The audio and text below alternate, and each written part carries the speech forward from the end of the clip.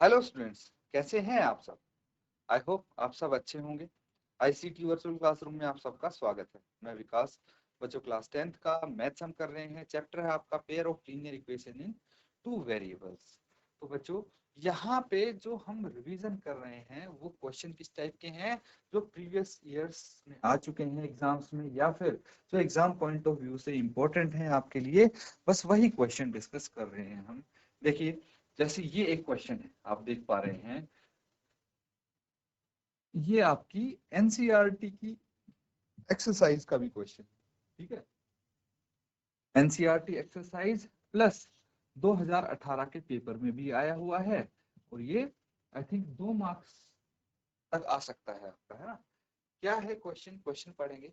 5 वर्ष बाद मोहन की आयु उसके पुत्र की आयु से 3 गुनी हो जाएगी। 5 वर्ष पूर्व मोहन की आयु उसके पुत्र की आयु की 7 गुनी थी। उसकी उनकी वर्तमान आयु ज्ञात कीजिए। किसकी? भाई, मोहन की और उसके पुत्र की, दोनों की वर्तमान आयु ज्ञात करनी है। दो कंडीशंस आपको दी हैं। क्या क्या दी हैं भाई? 5 वर्ष पहले और 5 वर्ष बाद क्या क्या उनका सिनेरियो आएगा। ठीक है, चलिए फटाफट नोट डाउन करेंगे और सॉल्व करेंगे।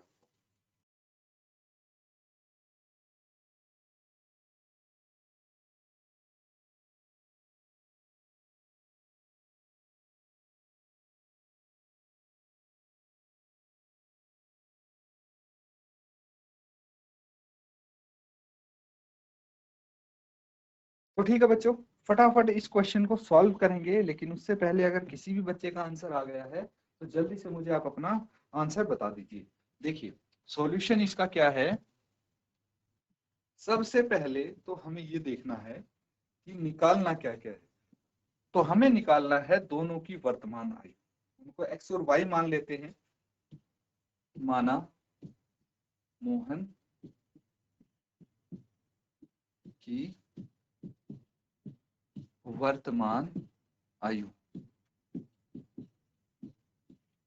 मोहन की वर्तमान आयु क्या होगी? मोहन की वर्तमान आयु जो होगी, एक्स वर्ष मान लेते हैं हम। क्लियर है? मोहन की वर्तमान आयु अगर एक्स वर्ष है तो उसके पुत्र की वर्तमान आयु क्या मानेंगे हम? और उसके पुत्र की वर्तमान आयु, यहाँ पे हम मोहन लिख देंगे तो बेस्ट रहेगा। ठीक है, तो मोहन के पुत्र की वर्तमान आयु वाई वर्ष हो जाए। यहां तक क्लियर है? इंग्लिश में अगर आपको लिखना है तो let the present age of Mohan be X years and the present age. तो ठीक है बच्चों, अब क्या करना है। अब यहाँ पे आपको कुछ कंडीशंस दी गई हैं कि देखिए 5 वर्ष बाद क्या होगा। तो सबसे पहले हम इस कंडीशंस के बारे में डिस्कस करते हैं कि जो 5 वर्ष बाद की बात की गई है, 5 वर्ष बाद, और एक और कंडीशन है आपके सामने 5 वर्ष पूर्व, वो यहाँ पे लिख लेते हैं। 5 वर्ष पूर्व। ठीक है, दोनों ही कंडीशंस देखते हैं। तो 5 वर्ष बाद मोहन की आयु क्या होगी?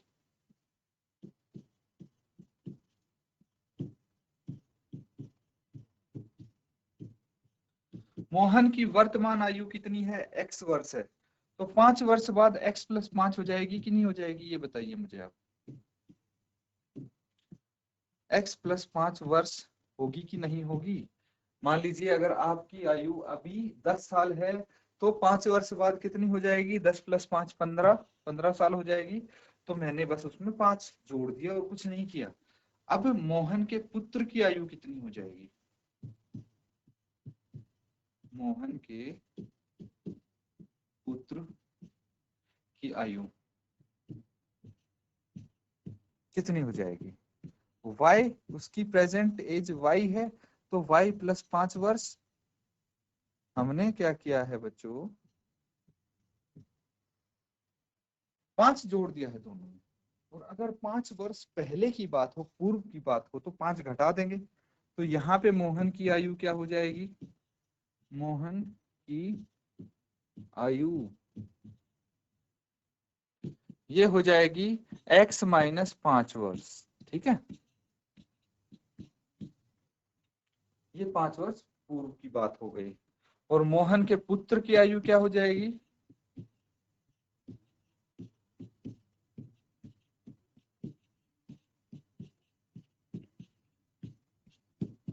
y माइनस 5, 5 उसमें से घटा देंगे, इतने वर्ष आ जाएगी। तो ये 5 वर्ष बाद की आयु है दोनों की, और ये 5 वर्ष पहले की। ठीक है, अब कंडीशन देखिए, प्रश्नानुसार हम यहाँ पे क्या लिख सकते हैं।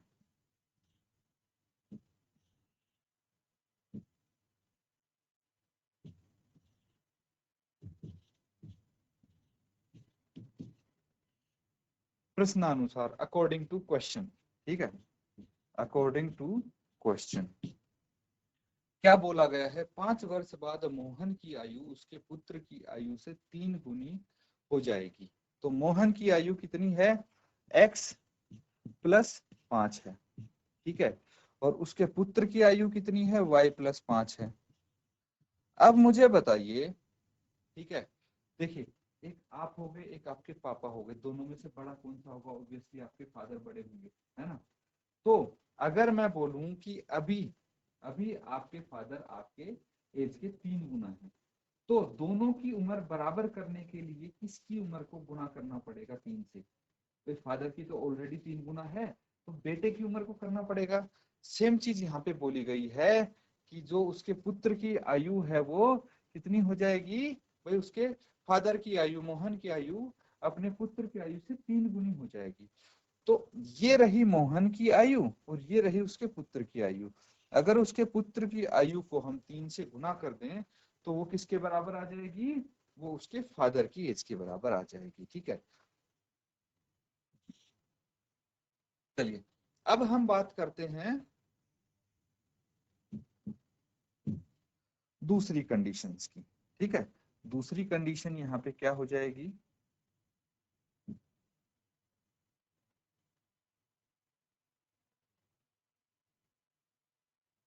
दूसरी कंडीशन ये होगी कि 5 वर्ष पूर्व मोहन की आयु उसके पुत्र की आयु की 7 गुनी हो जाएगी। अगर 5 वर्ष पहले चलें तो x minus 5 and y minus 5, इनको बराबर करने के लिए क्या करना पड़ेगा, 7 से गुना कर देंगे सन की एज, ताकि वो फादर की एज के इक्वल पहुंच सके। तो ये चीज आई है हमारे पास क्वेश्चन से।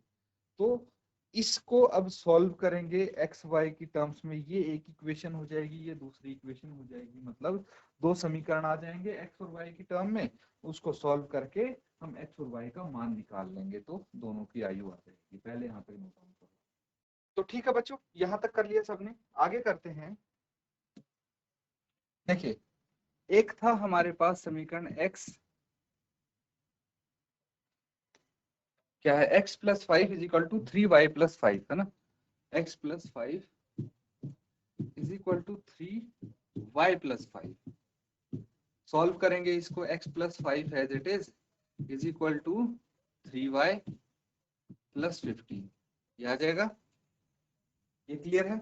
अब क्या करना है, y को लेफ्ट हैंड साइड लेके आ जाइए, y वाली टर्म को, तो x minus 3y is equal to 15 minus 5। 15 minus 5 कितना आ जाएगा, 10 आ जाएगा। तो यहाँ पे सीधा मैं 10 लिख देता हूँ, 10। ये होगी इक्वेशन 1। अब दूसरी इक्वेशन क्या है आपकी, दूसरी इक्वेशन आई थी x minus 5 is equal to 7y minus 5। ठीक है, सॉल्व करेंगे, x minus 5 is equal to 7y minus 35। ठीक है, y वाली टर्म को लेफ्ट साइड ले आइए, तो ये 7y हो गया माइनस का, is equal to minus 35 and plus 5, कितना आ जाएगा, माइनस 30 आ जाएगा, ये है ना। तो माइनस 30, ये हो गया इक्वेशन 2। अब देखिए, 2 समीकरण हमारे पास आ गए हैं। तो अगर हम दोनों समीकरणों को करते हैं ऐड या सब्ट्रैक्ट करते हैं, ठीक है, समीकरण 1 से समीकरण 2 को घटाने पर, इनको घटा देते हैं। चलिए यहाँ पे मैं सॉल्व कर देता हूँ। समीकरण 1 क्या आया आपका, x minus 3y is equal to 10। समीकरण 2 क्या आया, x minus 7y is equal to minus 30। यही आया है। तो घटा दीजिए इसको, कितना आ जाएगा, ये माइनस, ये प्लस हो जाएगा और ये प्लस हो जाएगा। x माइनस एक्स से प्लस x कट गया, -3 और +7 कितना आ गया, 4y इज इक्वल टू कितना आ जाएगा, ये 10 और +30 40 आ जाएगा। मतलब y इज इक्वल टू 10। ठीक है, y की वैल्यू आपकी 10 आ गई है। तो ये कौन सी विधि से हमने किया है, विलोपन विधि। यहाँ पे विलोपन विधि लगाई है, एलिमिनेशन मेथड हमने यूज किया है। उसके बाद समीकरण 1 में, समीकरण 1 में y बराबर है 10 रख देते हैं, क्या आता है देखते हैं। समीकरण 1 है x माइनस 3, y कितना है 10 है, बराबर है 10। तो x माइनस 30 इक्वल टू 10। तो x is equal to 10 plus 30 कितना आ गया, x इज इक्वल टू 40। तो x और y की वैल्यू आ गई। अब फाइनली आप आंसर लिखेंगे बच्चों, ठीक है। तो क्या लिखेंगे आप आंसर में, लिख देता हूं मैं। अतः मोहन की वर्तमान आयु 40 वर्ष है तथा मोहन के पुत्र की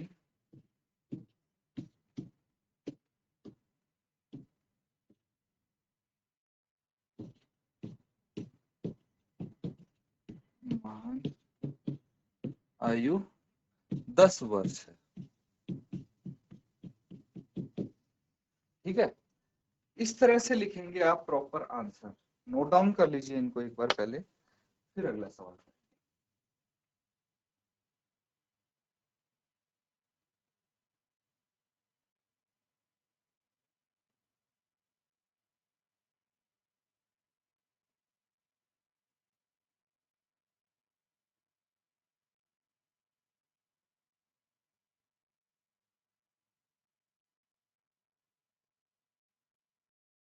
ठीक है बच्चों, सबने कर लिया है नोट डाउन, इसको भी कर लीजिए।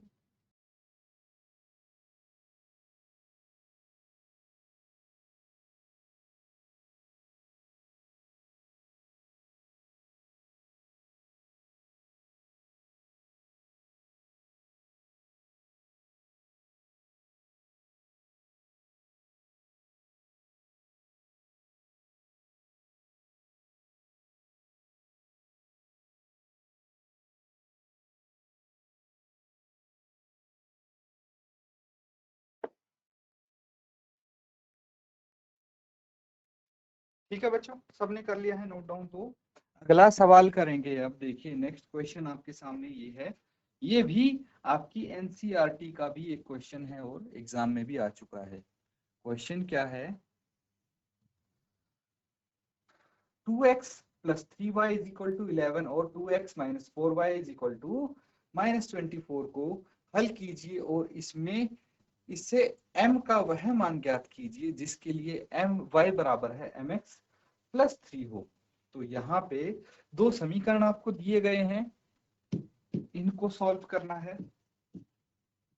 ठीक है, समीकरण 1 ये हो गया, समीकरण 2 ये हो गया, और इनको हल करके भाई आपको क्या करना है, इस तरह से हल करना जिससे m का वह मान मिल जाए। ठीक है, जिससे ये इक्वेशन प्रूफ हो जाए। ठीक है, तो सबसे पहले x और y की वैल्यू निकालेंगे, उसके बाद इसमें पुट कर देंगे तो m की वैल्यू आ जाएगी।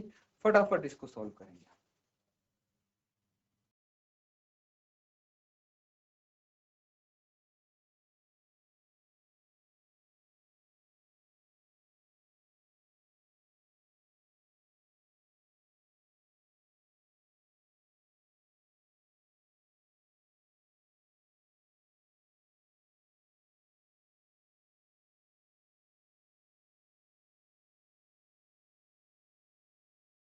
चलिए बच्चों इसको फटाफट सॉल्व कर लेते हैं। अब एक तो समीकरण है हमारे पास 2x plus 3y is equal to 11।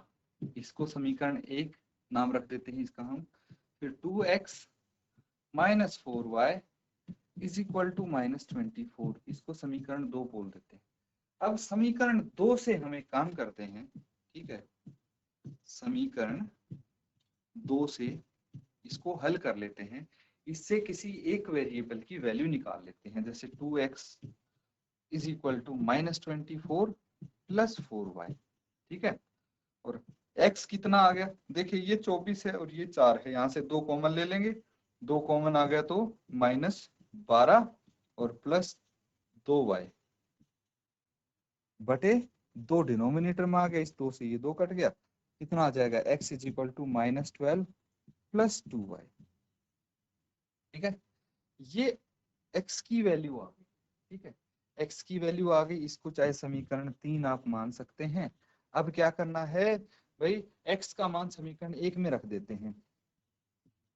समीकरण 1 में x का मान रखने पर, समीकरण 1 में अगर x का मान रखते हैं तो क्या आता है, चलिए देखते हैं।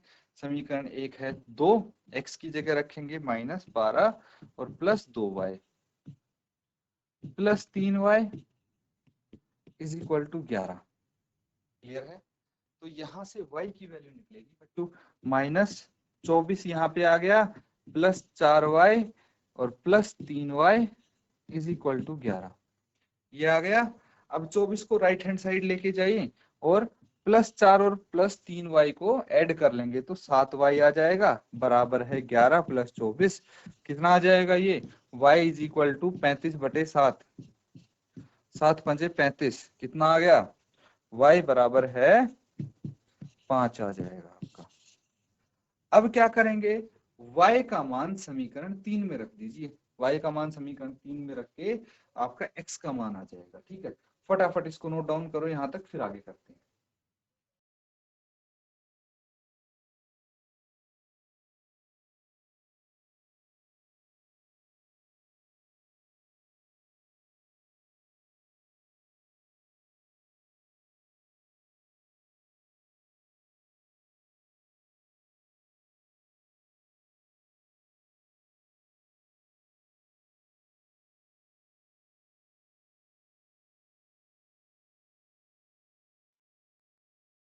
ठीक है बच्चों, क्लियर है।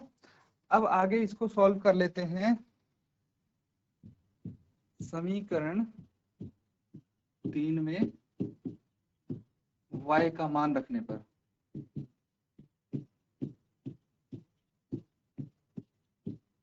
समीकरण 3 में y का मान रख दीजिए। समीकरण 3 क्या है आपका, x is equal to minus 12 plus 2y, I think यही होगा, माइनस 12 प्लस 2y है ना। तो y बराबर है 5 रखना है हमें, y बराबर है 5 यहाँ पे रख देंगे, कितना आ जाएगा x is equal to minus 12 plus 10, कितना आ जाएगा x is equal to minus 2, x का मान हमारा माइनस 2 आया, ठीक है। तो x और y दोनों आ गए हमारे पास, x ये आया है और y 5 आया है, चलिए कोई दिक्कत नहीं है। अब हम क्या करेंगे, हमारे पास एक इक्वेशन यहाँ पे दी गई है जिसके लिए हमें m का मान ज्ञात करना है ना।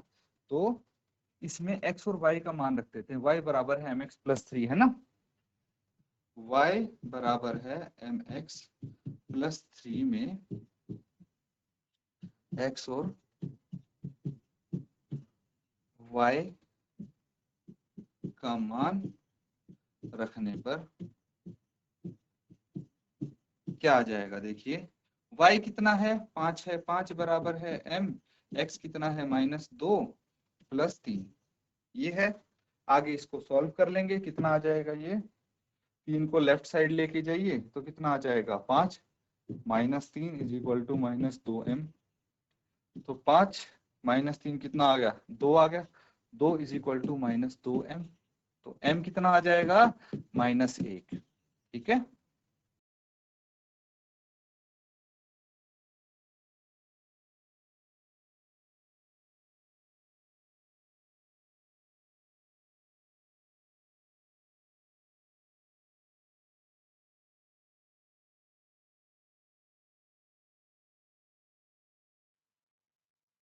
तो ठीक है बच्चों, ये हमारा क्या आ गया है, ये m की वो वैल्यू आ गई है, ठीक है, m की वो वैल्यू आ गई है, यही पूछा गया था ना, m का वह मान ज्ञात कीजिए जिसके लिए y बराबर है mx प्लस 3 हो। तो m की वैल्यू क्या है, -1 है, जिसके लिए y बराबर है mx प्लस 3 होगा। क्लियर है? तो इस तरह से आप सॉल्व कर सकते हैं इस टाइप का क्वेश्चन। ये भी आपका 2 अंक के लिए था क्वेश्चंस। तो आप प्रैक्टिस करते रहिए बच्चों इसी तरह से क्वेश्चंस, और जो भी आपको डाउट रहता है आप कभी भी पूछ सकते हैं। तो इसी के साथ आज का सेशन यहाँ पे हम एंड करेंगे। Thank you and have a nice day.